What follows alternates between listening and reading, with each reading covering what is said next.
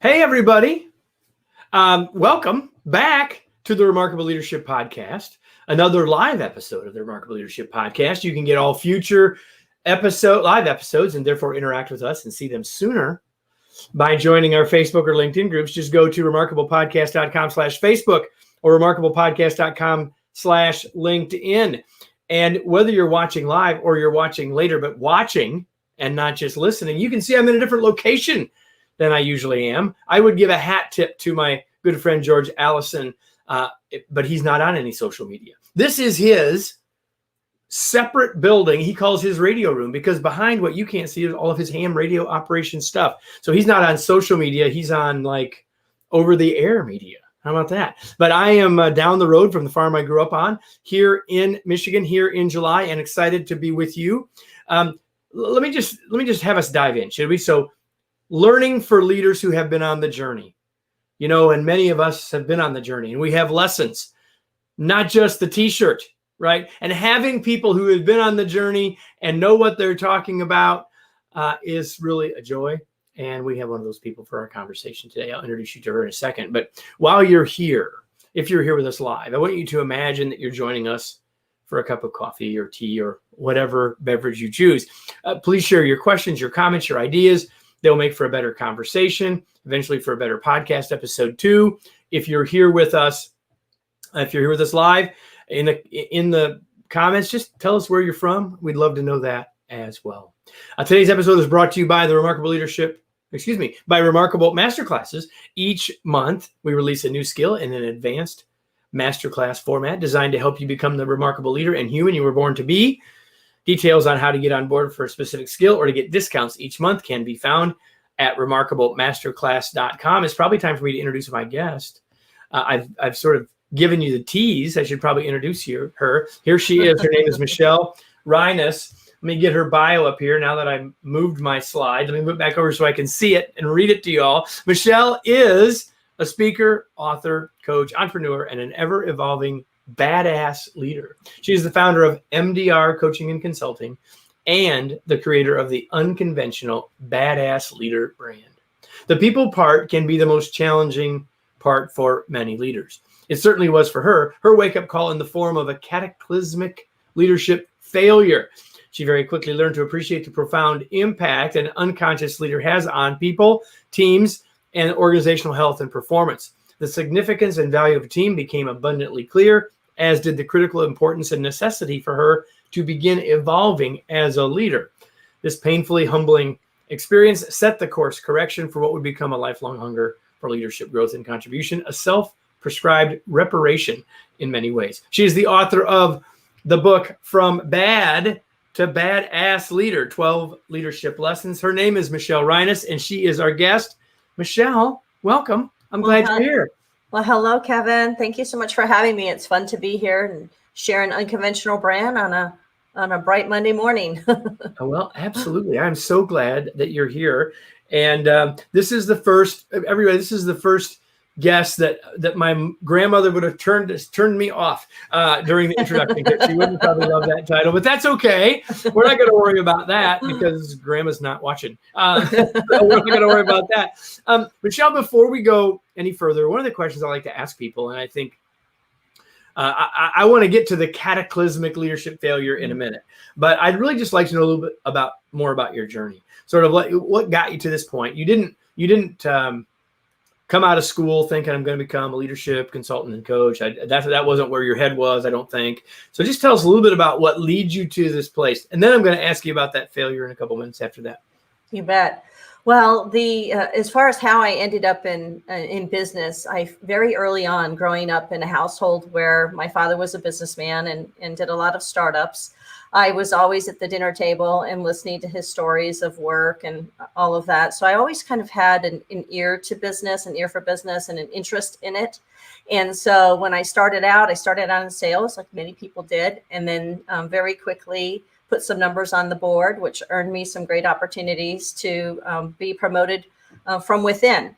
And I was promoted at a very young age. And then that's what ultimately led to my wake-up call, we'll say. Well, Hey, in the bio, you said cataclysmic leadership. Bad, So you can call it a wake-up call if you want, it was a massive failure. that's the first time I've ever used that word on this podcast, I think, right? So tell us about that big failure. You write about it in the book. Yes. I actually read it twice because when I first got the book, I read that part. And then today, to refresh myself for this, I read it again. So tell people a little bit about what happened.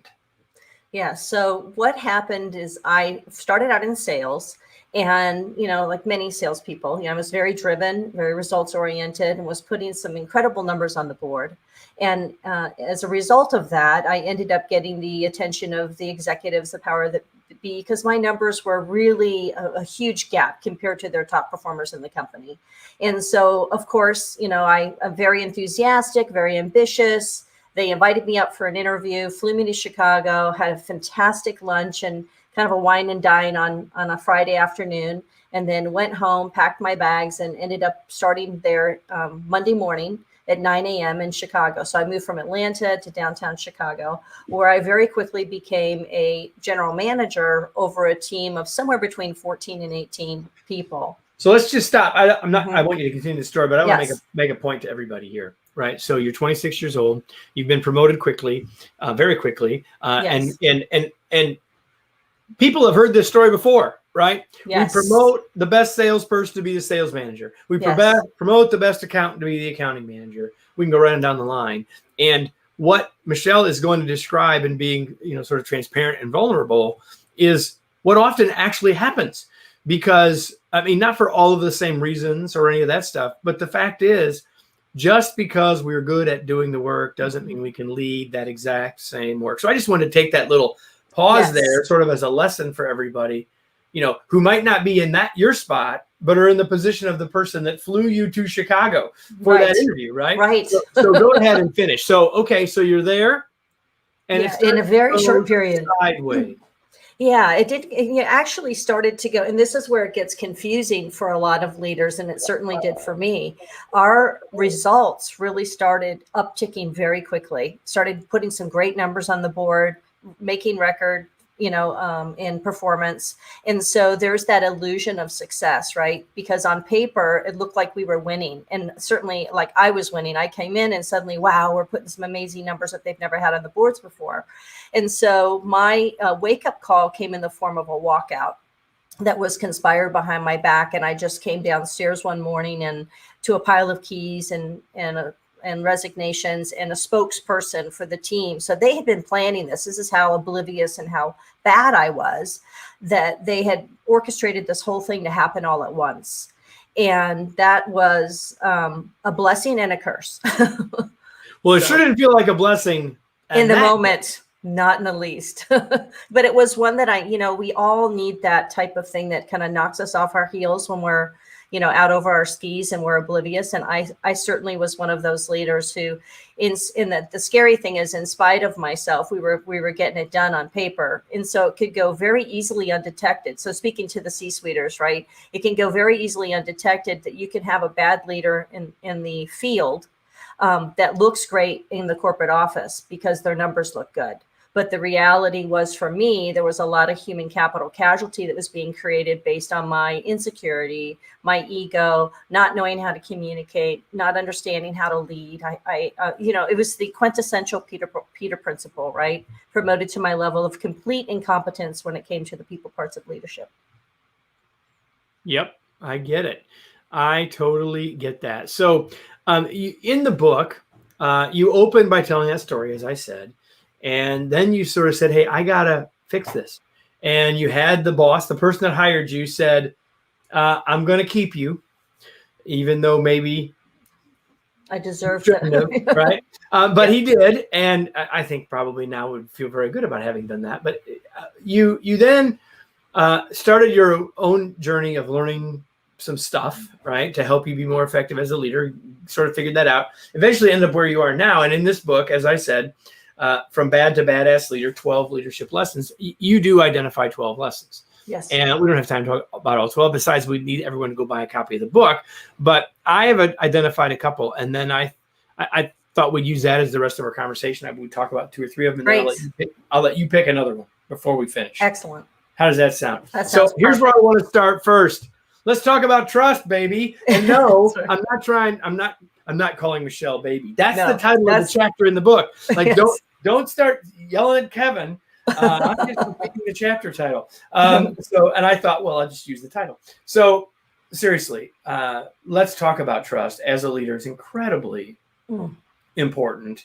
And, much like your story, oftentimes is we can be, unfortunately, a little bit oblivious to what the level of it might be or might not be. So let's talk about what have you learned? What do you share with leaders about trust?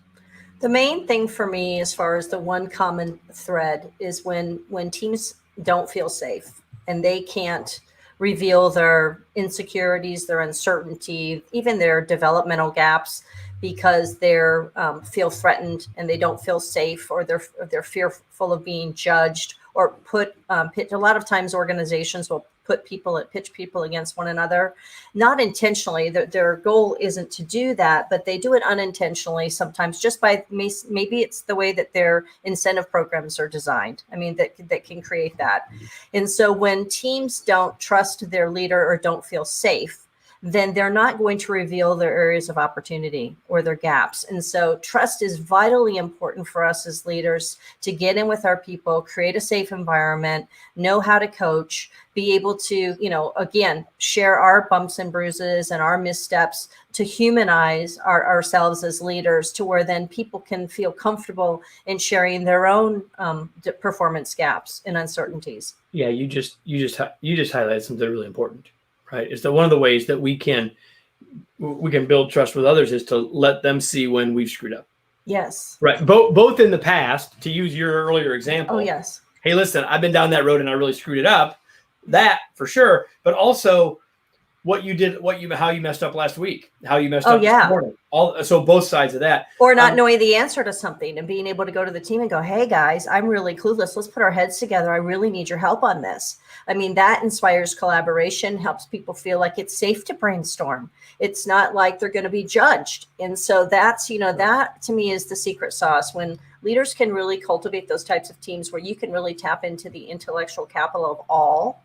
That is not only is it a lot of fun, it's extremely beneficial for business, for people, for performance, and for customer experiences. People, 95% of the people, 95% of the time, want to bring their best selves to work. And when they don't, one of the big reasons is leaders aren't making it safe for them to do that, right? Yes. Trust is an especially interesting thing now, as you've been working with. And so just to give everybody sort of a date stamp here, we're having this conversation. If you're with us live, you obviously know this, that we're having this conversation on the 28th of June, the end of June of 2021. October, November, December, and beyond is when people are going to hear this on the actual podcast. But as you've been talking to leaders in the last few months during the pandemic, certainly in some industries, people working remotely, what have you been sharing about trust specifically there? Or do you have advice for people if they lead a remote or a hybrid team around trust? Even more important, right? We don't have the advantage of that face-to-face rapport. So, spending more time and really prioritizing relationships and connections, and, those, what I call those informal check-ins, are critically important. And then creating opportunities. A lot of my customers, they went through the boom in 2020. They were in an industry that was they were growing exponentially. And that's why they could hire you, right? Because the ones that weren't doing that, training got put away, but they kept hiring you because they needed you, right? Yeah. And that when you grow exponentially in a very short period of time, and especially during a crisis where there's so much fear. I mean, to me, whether it's the 12 leadership lessons that we choose to use in our day-to-day interactions when everything is going perfectly, boy, do those 12 lessons come in handy in crisis. Oh, for sure. And they stack the same way. I mean, it's you have to understand, lesson one, and then lesson two was stop, drop, take a selfie. So any leader, I mean, especially in a crisis situation coming through a pandemic or even dealing with remote workers, you have to really understand your mirror and how you show up and how you need to show up and how your team is experiencing your leadership. Yeah. And that is vitally important. We have to constantly recalibrate ourselves. As our teams change and evolve, we have to move with them and always try and stay out in front of it. But trust is something that becomes ever more important when we're talking about remote workers. Okay. We could talk our whole time about trust. I don't want to do that. There's 12 lessons. I've picked a couple others. Here's the next one I've got. Create the struggle. Now, you don't have a question mark at the end of it in the chapter title, but people are going to look at this and say, "What? Create the struggle? What are you talking about, Michelle? I got enough struggles already. Don't make me have more?" Tell us. Struggle is a fantastic thing for teams. And there is a time when to create struggle. Where I blew up, when I go back to my cataclysmic, leadership failure, I came in creating the struggle with a brand new team, trying to prove myself. And so I created struggle out of the gate. There wasn't any trust. I lacked self-awareness. I didn't have any competencies to speak of when it came to people leadership components. And so creating the struggle is the gift we get to have as leaders when we handle lessons 1 through 6. So it's when you get, I call it stretch them like Gumby. When we get to the point where your teams really trust you, where you've been an epic coach, where you really are very self-aware, you have prioritized people over performance, right? You've built that badass team around you. Now you get the privilege of really stretching them outside their comfort zones and their job descriptions to really help them, step into their true and greatest potential as team members. Perfect. And in the let's see, in the mode of the badass leader brand, my favorite chapter title is this one, because I've said this, and my dad used to say this to me. Oh, actually, my dad said something slightly differently. My dad used to say, "Put on your big boy pants and go to work." You're saying, "Suck it up, Buttercup." So, all right, now what? Okay, what are you talking about here? Because there's a big lesson for us here. Yeah. So this one is really focused on the leader. And that is where, the struggle is going to happen. I mean, in the case of 2020, right? It happened.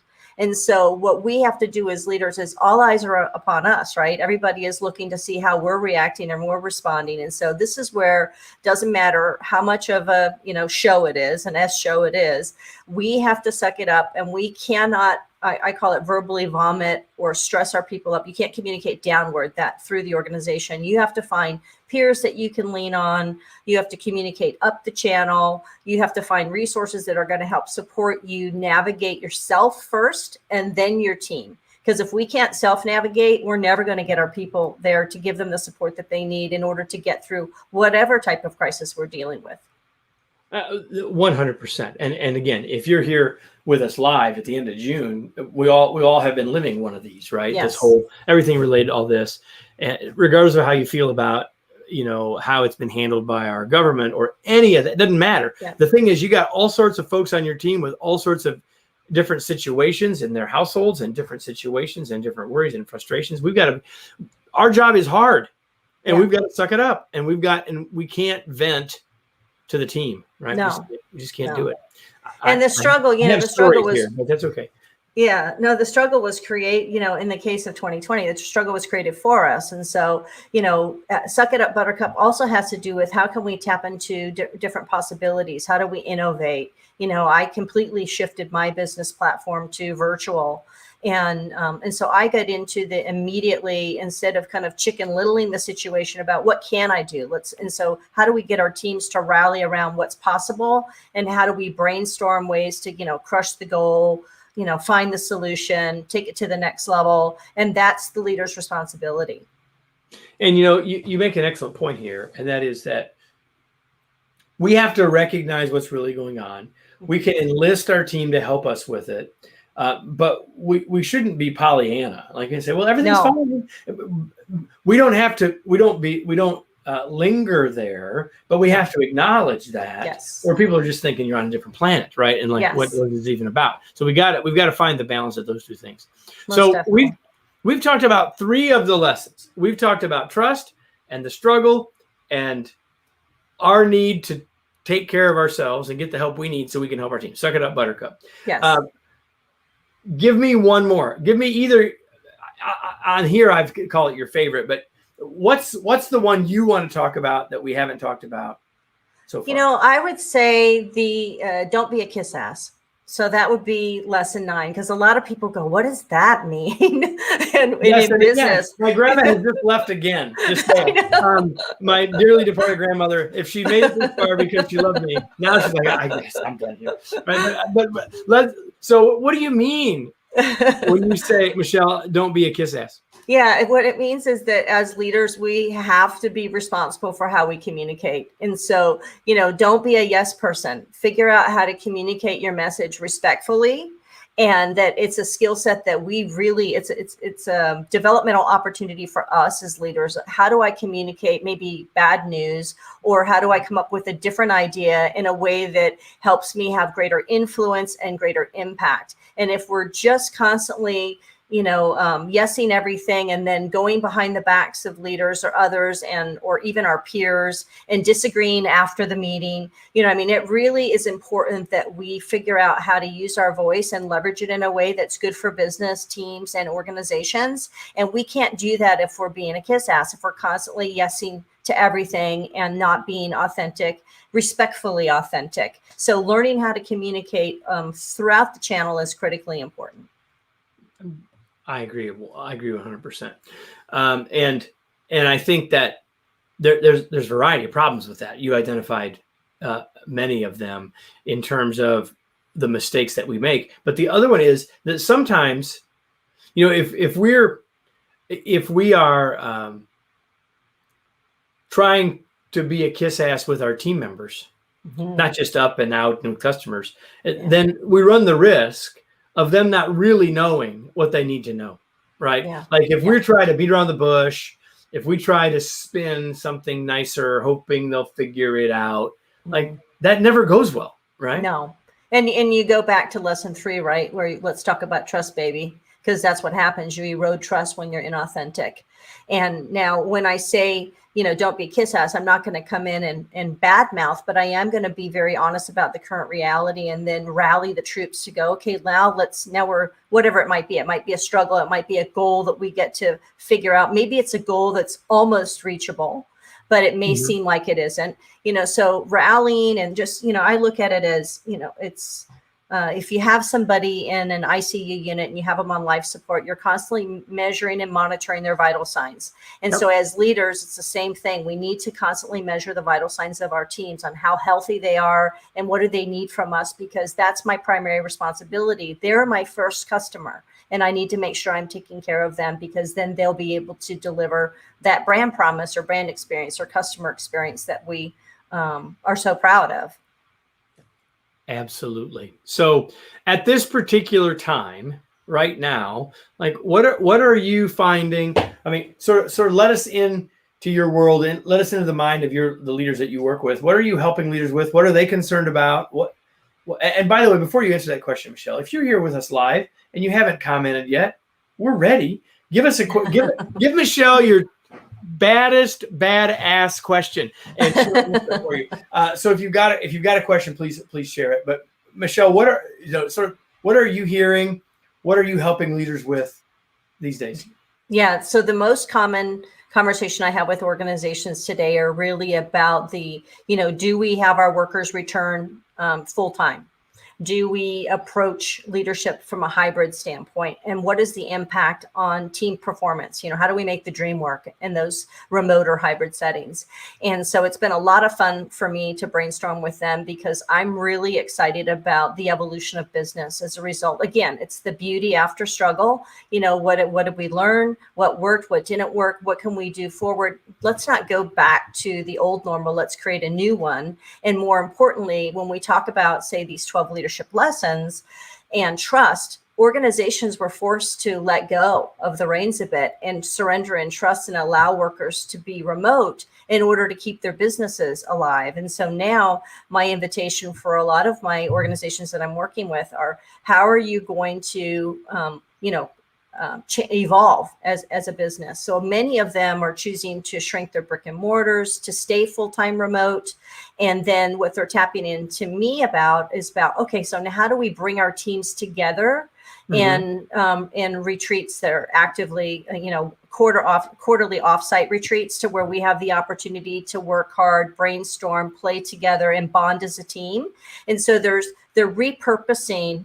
My customers are repurposing and reinvesting their money in opportunities to bring teams together and also trying to honor remote work. And the most exciting thing for them has been that their pool of talent has just gotten really big that they can choose from. And so that's been the most frequent conversations I've been having of leaders. How do we transition and maintain our hybrid approach, but still bring teams together so that they can learn and grow and stay connected?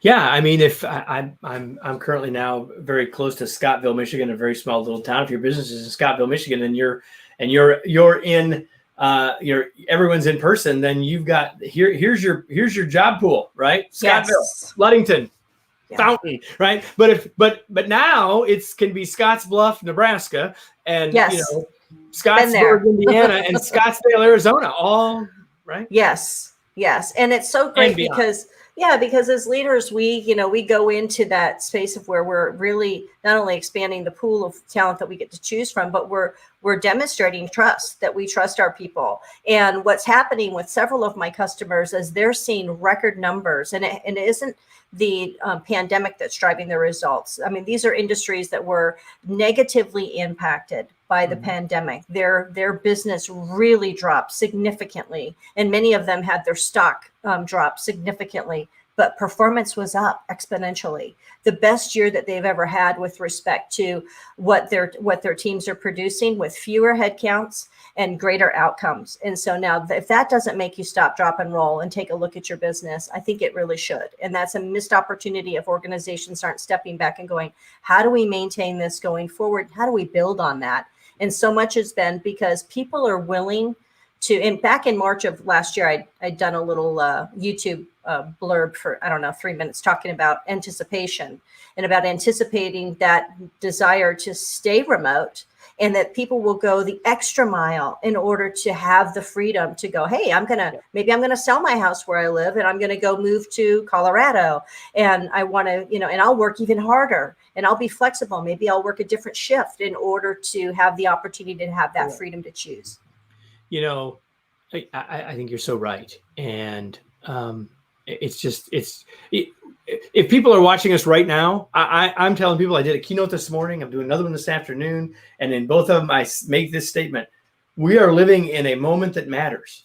Yes. And when you watch or listen to this in October, that's still going to be true. And if you're listening to us 5 years from now, you're going to say, that was right.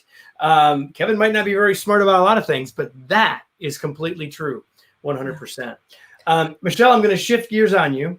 Okay. I want you to tell me what you do for fun. Oh my goodness. Well, that's an easy one. We love the outdoors. So it's either we're on dirt bikes or on street bikes or out camping under the stars in the desert where there's no light pollution, and we can just sit underneath the Milky Way and take it in by the fire pit and hang out with friends and family. And we love to cook. So anything that's adventurous. Yeah, that's our thing. I don't think people are going to be too surprised by that. They see the brand that is behind your head.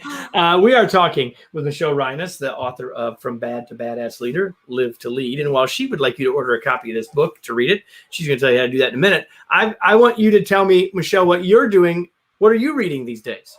It's not you already read this. Yes, a long time ago. And when you wrote it. So I've read it since you have, right? So what are you reading these days? I have it right here on my desk, actually. Marketing Made Simple by Don Miller. So I think it's fantastic. And I've been doing a lot of streamlining on both of my brands, actually, for MDR Coaching and Consulting, Inc., which is my traditional leadership brand, and then the Badass Leader brand. So really defining our brand. So that's if you haven't picked it up, the Story brand is a great tool. Perfect. So Michelle, where can people learn more about your work? Where do you want to point people if they want to learn more about your work or about the book? Where would you point people? I would say visit us at badassleader.com. There you have a page to the book. There's also our Badass Leader Academy. If you're interested, we have, I think 475 courses that are all on demand. Academy there. We do boot camps. We do adventure retreats paired with boot camps and keynotes. So there's all sorts of information out there for organizations or just individuals that are saying, hey, I want to, take the bull by the reins and figure out, or bull by the horns, if you will, and figure out how to be more effective as a leader. Yeah, hey, if I could. Yeah. So yes. So whether it be individuals or organizations, and we've also done hybrid. So several of our organizations like aspects of the Badass Leader brand, but they also like MDR. So they said, mush it together. And we're like, great. So we're flexible, whatever floats your boat, we can definitely deliver. Badassleader.com. Now I have a question before we finish. I have a question for all of you who are watching or listening. It's my favorite 2-word question.